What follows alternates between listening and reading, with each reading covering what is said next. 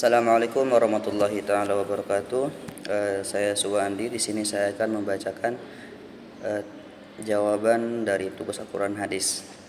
Baik, untuk yang pertama, peserta didik berada pada tahap operasional konkret menurut Piaget, sehingga mereka belajar paling efektif melalui pengalaman nyata. Di sisi lain, Vygotsky menekankan interaksi sosial dan scaffolding sebagai kunci perkembangan kognitif.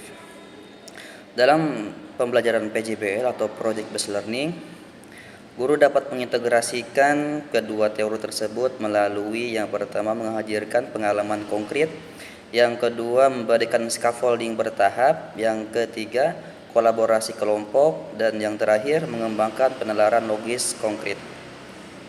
Contoh integrasi dalam PJBL itu contohnya dalam proyek bagaimana menjaga kebersihan kelas.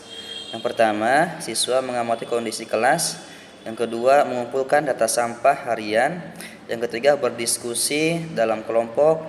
Yang kelima, menghasilkan poster kebersihan dan jadwal piket. Dan yang terakhir, guru memberi panduan saat diperlukan. Poin yang kedua dari jawaban, guru MI dapat menanamkan nilai keagamaan secara efektif dengan yang pertama menggunakan media digital secara positif, kemudian pembiasaan ibadah dan adab, keteladanan guru, dan yang terakhir literasi digital Islami. Contohnya, jurnal akhlak harian. Siswa menuliskan satu kebaikan yang dilakukan setiap hari. Terus kemudian program kelas tanpa hoaks. Siswa diberi contoh konten baik dan buruk, lalu diajak menilai mana yang sesuai akhlak Islami. Dan ketiga, kisah keteladanan Nabi setiap Jumat 5 menit sebelum belajar, guru membacakan cerita singkat Nabi atau sahabat. Dan yang terakhir, proyek detektif Arab. Dalam seminggu, siswa mengamati adab baik teman dan menuliskannya di kartu apresiasi. Poin yang ketiga, contoh kegiatan pembelajaran terpadu. Temanya kebersihan sebagian dari iman di kelas.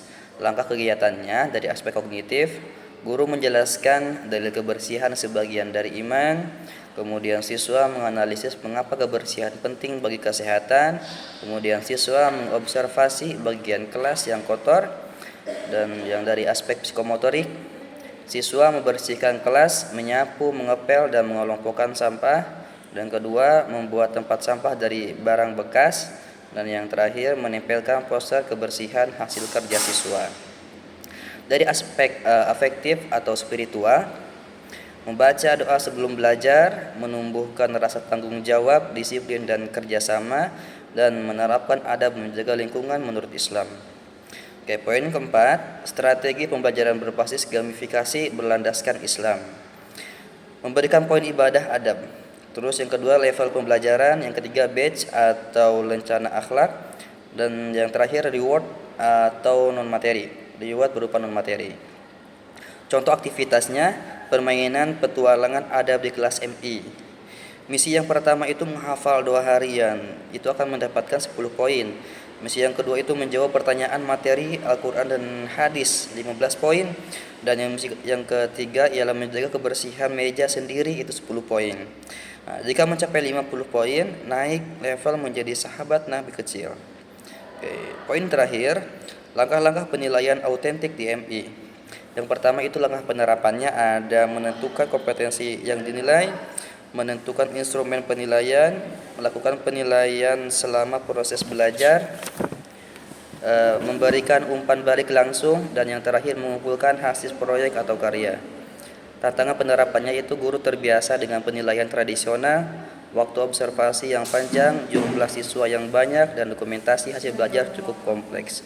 Solusinya yaitu menggunakan rubrik sederhana, penilaian kelompok untuk efisiensi waktu, dan membagi tugas penilaian per sesi, dan kemudian menggunakan teknologi foto video untuk dokumentasi.